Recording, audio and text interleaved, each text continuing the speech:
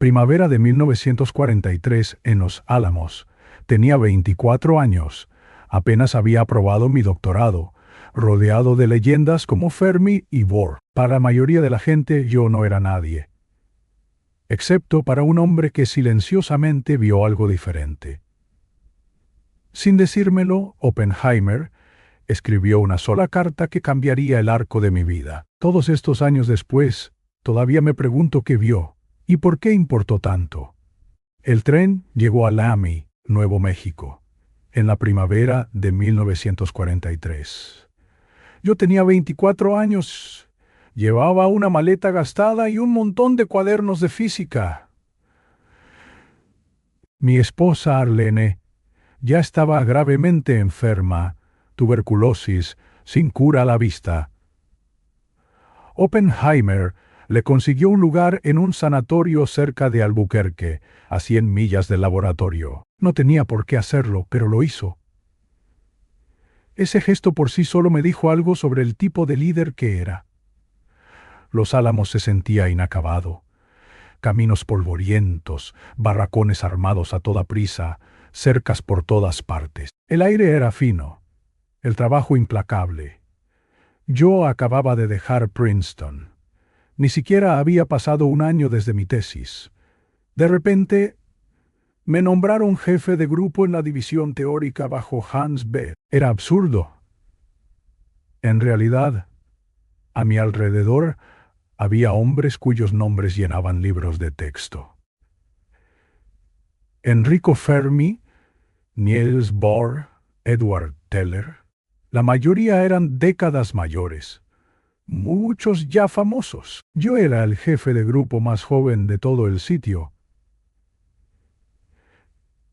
El laboratorio funcionaba con ideas, no con rangos. Si tu argumento tenía sentido, se escuchaba. Eso me convenía. Nunca me importaron mucho los títulos. Discutía con cualquiera si la física no cuadraba. Algunos pensaban que yo era atrevido. Pero Niels Bohr, el gran danés, empezó a pedirme en las reuniones. Decía que quería a alguien que discutiera honestamente, no que solo asintiera. No me di cuenta entonces, pero ese tipo de atención era rara. Aún así, la mayoría de los días me sentía como un impostor. Solo un chico con facilidad para los cálculos, tratando de mantener el ritmo de gigantes, preocupado por una cama de hospital a 2 horas de distancia. Lo único que sabía, con certeza, era que quería hacer el trabajo bien, por Arlene, por el equipo, por el mundo. Una mañana, Oppenheimer me llamó a su oficina. Había oído hablar de mi insistencia con los márgenes de seguridad, de cómo seguía molestando a los ingenieros con preguntas que no querían responder. Me miró medio sonriendo y dijo: «Sí, pequeño Richard, tú ve allí y haz eso». No era una sugerencia. Oak Ridge, Tennessee, era donde se estaba enriqueciendo el uranio para la bomba. El lugar funcionaba día y noche, con cientos de trabajadores, kilómetros de tuberías, tanques de material que nadie había manejado jamás en esas cantidades. Las personas que dirigían la planta eran inteligentes, pero la mayoría nunca había visto una reacción en cadena más que en el papel. No siempre entendían lo cerca que podían estar de un accidente. A los 24 años, se suponía que yo era el experto. Mi trabajo era recorrer la planta, hacer preguntas incómodas y averiguar si sus rutinas diarias eran seguras. Empecé por lo básico. ¿Cuánto uranio se podía juntar antes de que se volviera peligroso? ¿En qué formas lo estaban almacenando? ¿Qué tan cerca estaban los contenedores? Hacía los cálculos, a veces allí mismo, en un almacén ruidoso, con la tiza en la mano. Les dije a los ingenieros: nada de tanques grandes. Usen tuberías largas y delgadas. Nunca apilen más de cierto número de bidones juntos. Mantengan todo separado, aunque ralentice la producción.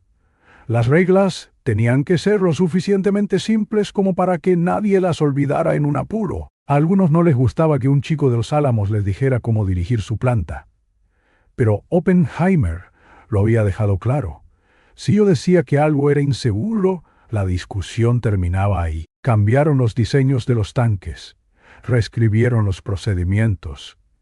Y durante la guerra, Oak Ridge nunca tuvo un accidente de criticidad. Esa confianza, la disposición de Oppenheimer a poner una responsabilidad real en mis manos, significó más para mí que cualquier título. Punto puesto en que veis. Galoy Pellier. El 4 de noviembre de 1943, Oppenheimer se sentó en su escritorio en Los Álamos y escribió una carta a Raymond T. Burke, el jefe de física en Berkeley. No me lo mencionó. De hecho, no supe nada de ella hasta muchos años después. Pero esa sola página cambió el curso de mi vida de maneras que no podía imaginar entonces. Las palabras de Oppenheimer eran sencillas, pero llevaban un peso que todavía siento. Escribió: «Es con mucho el físico joven más brillante de aquí y todo el mundo lo sabe». Ese era yo, Richard Feynman, 25 años, a solo meses de haber salido de Princeton, todavía preocupado por estar por encima de mis posibilidades. Oppenheimer no se detuvo en la habilidad, describió mi carácter, mi forma de trabajar con los demás, mi personalidad comprometida, como él la llamó. Quería que Birke supiera que yo no era solo un teórico enterrado en ecuaciones. Podía trabajar con ingenieros, con premios Nobel, con cualquiera que se preocupara por la ciencia. Incluso citó a Hans Bethe. Bethe había dicho que preferiría perder a cualquier otros dos hombres antes que perderme a mí de este trabajo. Y luego vino la frase que me siguió durante años. Es un segundo Dirac, solo que esta vez humano. Esa era la descripción de Eugene Wigner, colocándome en la misma liga que Paul Dirac, pero insinuando una calidez que me distinguía. Oppenheimer envió esa carta a Berkeley, instándolos a moverse rápido si me querían después de la guerra. Yo no tenía ni idea, solo estaba haciendo el trabajo, tratando de mantener a la gente a salvo, tratando de estar a la altura. Pero en ese momento, Oppenheimer puso su propio nombre en juego por mí. Vio algo que yo aún no veía en mí mismo. Si historias como esta te importan, el lado humano de la física, suscríbete para más. Paul Dirac era una leyenda mucho antes de que yo pusiera un pie en Los Álamos. Compartió el Premio Nobel de 1933 por su trabajo en mecánica cuántica, y sus ecuaciones predijeron la existencia de la antimateria, una idea tan extraña que sonaba a ciencia ficción en su momento. Pero Dirac era casi tan famoso por sus silencios como por sus matemáticas. Podía sentarse en una sala llena de físicos y no decir nada durante una hora, y luego señalar tranquilamente un fallo en el argumento de alguien con una sola frase. La gente solía bromear diciendo que conversar con Dirac era como hablarle a una pared de piedra, excepto que la pared podía responder si esperabas lo suficiente. Su brillantez nunca estuvo en duda, pero no ibas a él en busca de ánimo o de una risa. Cuando Oppenheimer me comparó con Dirac, fue tanto un cumplido como un desafío. Dirac representaba el nivel más alto de comprensión teórica, una mente capaz de ver a través de la niebla de las ecuaciones hasta el corazón del problema. Pero también era distante, casi intocable. La carta de Oppenheimer no decía solo que yo pudiera seguirle el ritmo a Dirac en la pizarra. Quería que la gente supiera que yo aportaba algo más, una disposición a explicar, a discutir, a escuchar y a conectar. La física importaba, pero también la humanidad, la forma en que tratabas a las personas. Esa era la diferencia que Oppenheimer vio, y moldeó la manera en que intenté hacer ciencia desde entonces. Arlen murió en Albuquerque el 16 de junio de 1945.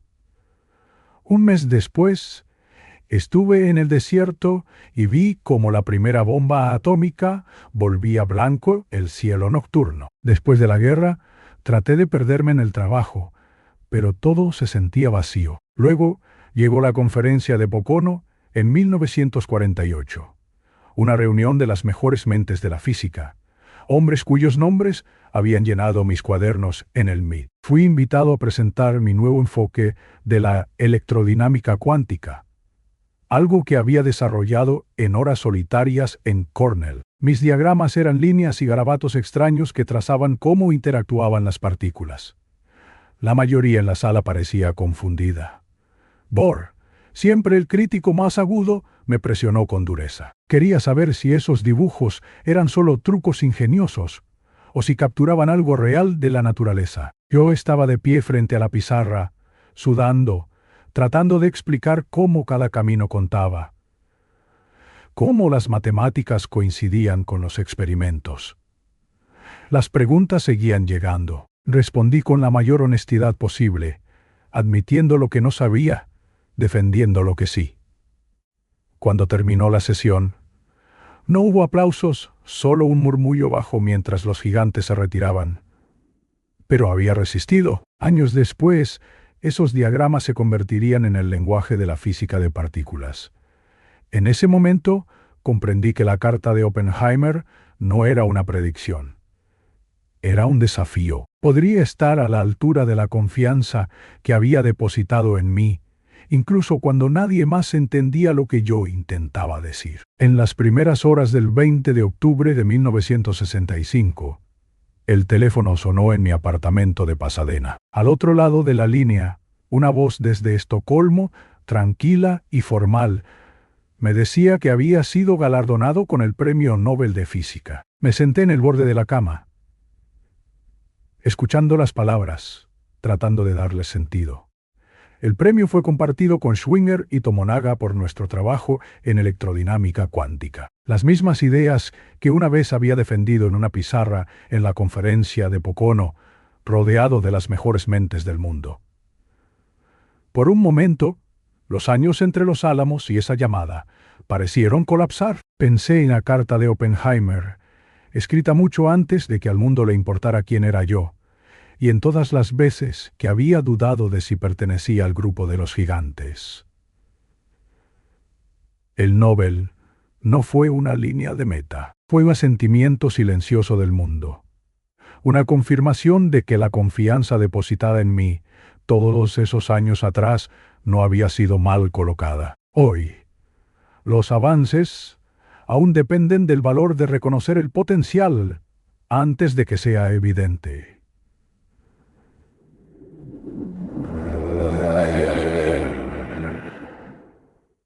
La carta de Oppenheimer nos recuerda que un solo acto de fe puede redirigir el curso de la ciencia y cambiar una vida. Gracias por compartir este momento conmigo.